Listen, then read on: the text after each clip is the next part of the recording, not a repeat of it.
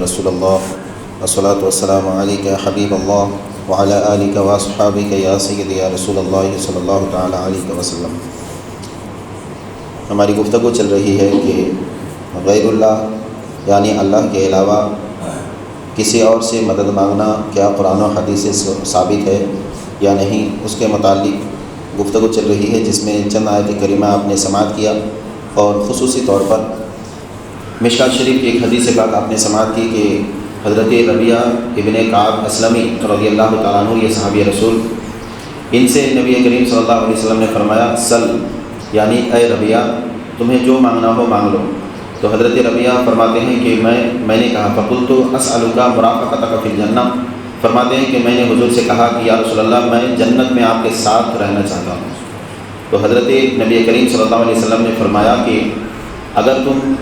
مجھ سے مانگنا چاہو تو دنیاوی کوئی چیز مانگو، یعنی جنت مانگنا یہ جو ہے رب سے مانگنا ہے، یا پھر جنت دینا جو ہے یہ رب کا کام ہے۔ اس طریقے کا کوئی جملہ حضور نے نہیں فرمایا، بلکہ جیسے ہی حضرت ربیعہ نے فرمایا کہ میں آپ کے ساتھ جنت میں رہنا چاہتا ہوں، تو حضور صلی اللہ علیہ وسلم کیا فرماتے ہیں، فرمایا قال اوا غیر ذلک، کیا اس کے علاوہ بھی تم اور کچھ مانگتے ہو؟ یعنی یہ جو تم نے مانگا یہ تو ہے، یہ ہے تم کو دیا ہی گیا، اس کے علاوہ اور کچھ مانگنا ہو تو مانگ لو۔ سبحان اللہ۔ تو اس سے آپ کو یہ بات سمجھ میں آئی کہ جنت جو ہے یہ نبی کریم صلی اللہ علیہ وسلم کی ملکیت، اور حضور علیہ السلام جس کو چاہیں ان کو جنت دے سکتے ہیں۔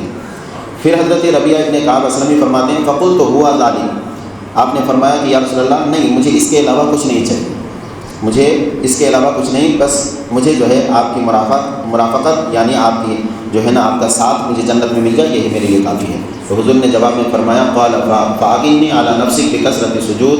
تم نوافل سے میری زیادہ سے زیادہ مدد کیا کرو، یعنی نوافل زیادہ سے زیادہ پڑھا کرو۔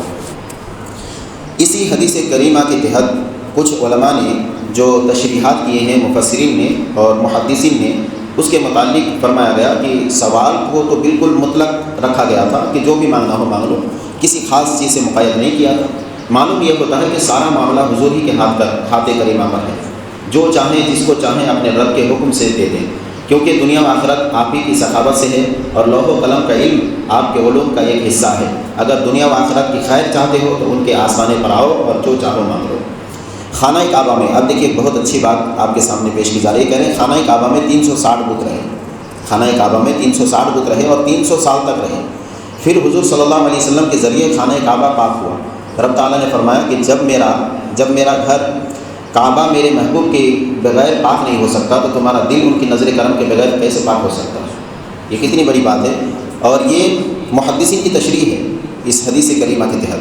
فرماتے ہیں کہ جب بھی حضور صلی اللہ علیہ وسلم کی نظر کرم کسی کے دل پر پڑتا ہے تو اس کا دل صاف ہوتا ہے،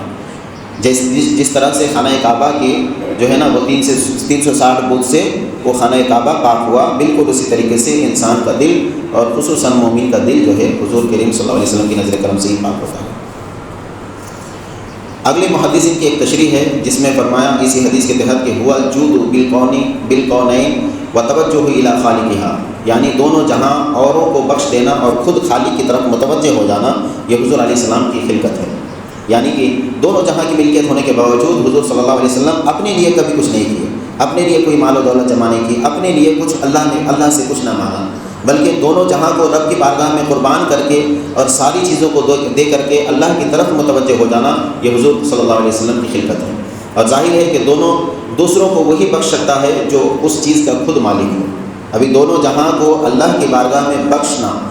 دونوں جہاں کی ملکیت جس کے پاس ہوگی وہی شخص جو ہے اس کو اللہ کی بارگاہ میں یا کسی اور کے پاس جو ہے وہ دے سکتا ہے۔ تو اللہ تبارک و تعالیٰ کی بارگاہ میں اللہ کے رسول نے دونوں جہاں کو قربان کیا، دونوں جہاں کو بخش دیا، اس کا مطلب دونوں جہاں کا مالک حضور صلی اللہ علیہ وسلم تھے۔ اسی طریقے سے شیخ عبدالحق محدث دہلوی نے اسی عبارت سے فرمایا، فیصلہ کر دیا کہ دنیا و آخرت کی تمام نعمتیں حضور صلی اللہ علیہ وسلم سے مانگو، مال مانگو، جنت مانگو، جہنم سے پناہ مانگو، بلکہ اللہ کو بھی مانگنا ہو تو حضور سے مانگو۔ اور اس طریقے سے آپ نے فرمایا، ایک صوفی شاعر خوب فرماتے ہیں، محمد از تو میں خواہم خدا را خدایا از تو عشق مصطفیٰ، یا رسول اللہ میں آپ سے اللہ کو مانگتا ہوں، اور اے اللہ میں تجھ سے رسول اللہ کو مانگتا ہوں۔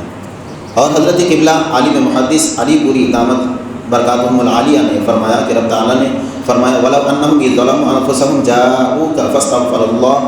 وَاسْتَغْفَرَ لَهُمُ الرَّسُولُ لَوَجَدُوا اللَّهَ تَوَّابًا رَحِيمًا۔ اس آیت کریمہ کا ترجمہ کہ اگر یہ لوگ اپنی جانوں پر ظلم کر کے آپ کی بارگاہ میں آ جاتے، پھر خدا سے اپنی مغفرت مانگتے اور یہ رسول بھی ان کے لیے دعائیں مغفرت کرتے، تو یہ لوگ آپ کے پاس اللہ کو پا لیتے۔ مگر کس شان میں؟ تواب الرحیمہ، تواب الرحیمہ، یعنی اللہ کو پاتے تو کس طریقے سے پاتے؟ توبہ قبول کرنے والا اور مہربان پاتے، یعنی اللہ تبارک و تعالیٰ کو، اللہ کے رسول کی بارگاہ میں جب کوئی تلاشتا ہے تو اللہ تبارک و تعالیٰ کو توبہ قبول کرنے والا اور مہربان پاتا ہے۔ یعنی آپ کے پاس آنے سے ان کو خدا بھی مل گیا، اور خدا ایسا ملا کوئی غضبناک یا کوئی جو ہے ناراض خدا نہیں، بلکہ توبہ قبول کرنے والا اور رحم کرنے والا۔ تو اسی لیے شاعر کہتا ہے کہ اللہ کو بھی پایا مولا تیری گلی میں۔ تو رسول اعظم صلی اللہ علیہ وسلم کو الحمدللہ اللہ تبارک و تعالیٰ نے دونوں جہان کی ملکیت عطا فرمائی، اور اسی لیے میرے اعلیٰ حضرت نے فرمایا کہ مالک کو جو ہے فرمایا کہ مالک کونین ہے، حالانکہ اس میں بہت سارے اشعار ہیں کہ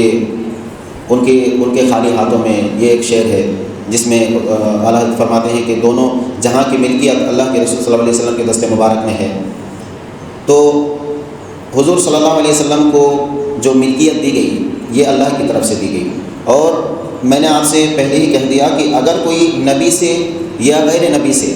کسی سے بھی مانگے، اگر یہ نیت کر کے، یہ عقیدہ بنا کر کے مانگے کہ اللہ تبارک و تعالیٰ کی دی ہوئی طاقت سے عطا کر سکتا ہے، اور ان کے اندر تصرفات کا جو حق ہے وہ اللہ کی طرف سے دیا ہوا ہے، تو اس میں کوئی حرج نہیں ہے، اور